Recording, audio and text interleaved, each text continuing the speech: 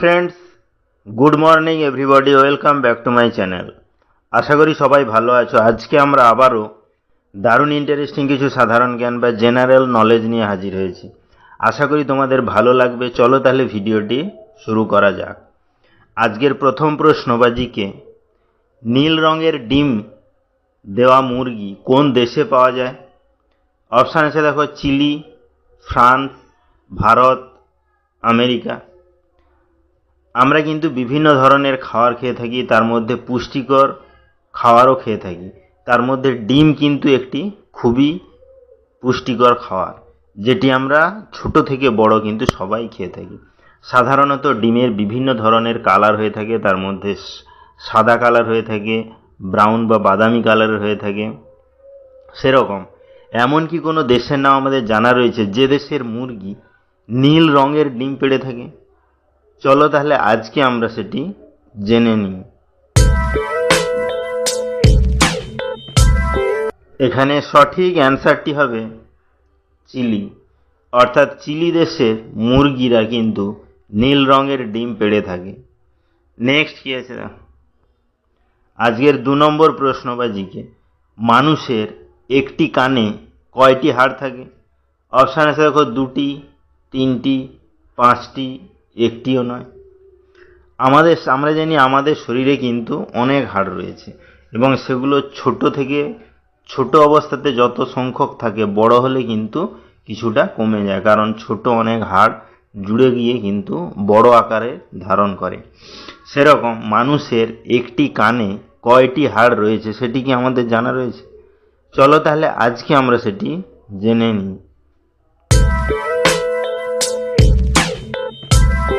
এখানে সঠিক অ্যান্সারটি হবে 3টি। মানুষের কানে কিন্তু একটি কানে কিন্তু 3টি করে হাড় থাকে।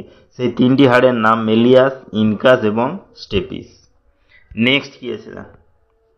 আজকের 3 নম্বর প্রশ্ন বা জিকে, কোন পাখি দিনে ঘুমায় ও রাতে জেগে থাকে? অপশান আছে দেখো, ময়ূর, কোয়েল, পেঁচা, বাজ। আমরা কিন্তু দৈনন্দিন জীবনে বিভিন্ন ধরনের পাখি দেখে থাকি এবং কিছু পাখি, বেশিরভাগ পাখিরা কিন্তু দিনের বেলায় খাবার খায়, শিকার ধরে এবং এদিক ওদিক যায়। কিন্তু এমন কি কোনো পাখি নাম আমাদের জানা রয়েছে যে পাখি দিনে ঘুমায় এবং রাতে কি হয়, জেগে তার শিকার ধরে বা রাতে জেগে থাকে? চলো তাহলে আজকে আমরা সেটি জেনে নিই।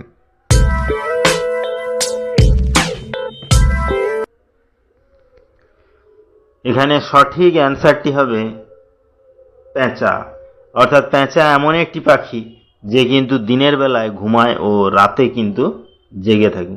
তাহলে ভিডিওগুলো যদি ভালো লাগে চ্যানেলটিকে অবশ্যই সাবস্ক্রাইব করবে, লাইকস করবে, কমেন্টস করবে ও ফ্রেন্ডদের শেয়ারও করবে, কারণ প্রতিদিন এইরকম ইন্টারেস্টিং ভিডিও পেতে গেলে চ্যানেলটিকে অবশ্যই সাবস্ক্রাইব করতে হবে। নেক্সট কি আছে? আজকের 4 নম্বর প্রশ্ন বা জিকে, কোন জীব সবচেয়ে বেশি খাবার খায়? অপশন আছে দেখো, হাতি, মগরমাছ, বাঘ, ব্লু হোয়েল।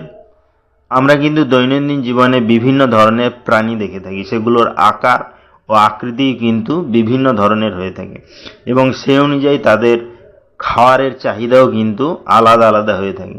তাহলে এমন কি কোনো জীবের নাম আমাদের জানা রয়েছে যে জীব সবচেয়ে বেশি খাবার খেয়ে থাকে? চলো তাহলে আজকে আমরা সেটি জেনে নিই।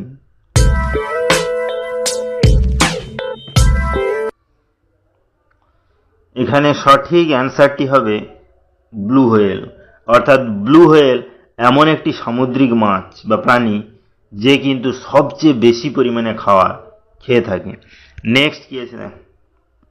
আজকের 5 নম্বর প্রশ্ন বা জিকে, ভারতের সবচেয়ে বিষধর সাপ কোনটি? অপশান আছে দেখো, কিং কোবরা, ভাইপার, অজগর, কেউটে। দৈনন্দিন জীবনে আমরা কিন্তু বিভিন্ন ধরনের সাপ দেখে থাকি, কিছু সাপ আবার বিষহীন হয়, কিছু আবার বিষযুক্ত হয় সেরকম, এবং সাপকে দেখলেই সাধারণত আমরা ভয় পেয়ে থাকি। কিন্তু ভারতের এমন কি কোনো সাপের নাম আমাদের জানা রয়েছে যে সাপের বিষ সবচেয়ে বেশি বা সবচেয়ে বেশি বিষযুক্ত সাপ? চলো তাহলে আজকে আমরা সেটি জেনে নিই।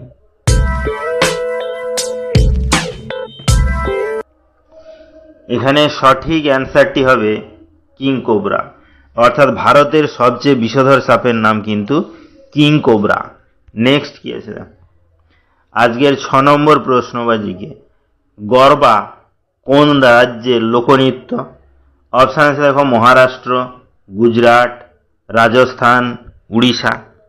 আমরা কিন্তু জানি বিভিন্ন রাজ্যের ক্ষেত্রে নিয়মকানুন আলাদা এবং বিভিন্ন রাজ্যে বিভিন্ন ধরনের লোকনৃত্যের কিন্তু নামকরণ রয়েছে। সেরকম ভারতের এমন কি কোনো রাজ্যের নাম আমাদের জানা রয়েছে যে রাজ্যের লোকনৃত্যের নাম গরবা? চলো তাহলে আজকে আমরা সেটি জেনে নিই।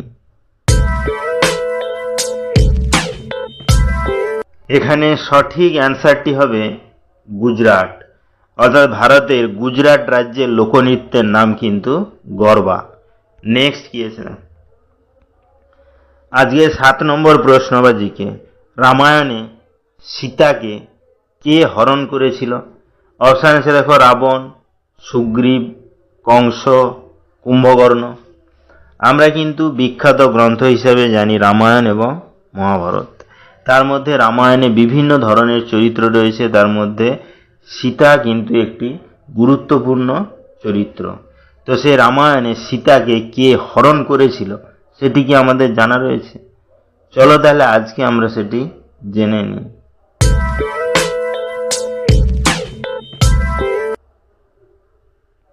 তো বন্ধুরা, এই কোশ্চেনটি কিন্তু তোমাদের জন্য। এই কোশ্চেনটির অ্যান্সার যদি তোমাদের জানা থাকে তাহলে অবশ্যই আমাকে কমেন্ট করে জানাবে। তাহলে ভিডিওটি এখানেই শেষ হলো। নেক্সটে আমরা এরকম আরও ইন্টারেস্টিং ভিডিও নিয়ে হাজির হব। ততক্ষণ সবাই ভালো থেকো, সুস্থ থেকো। Thank you.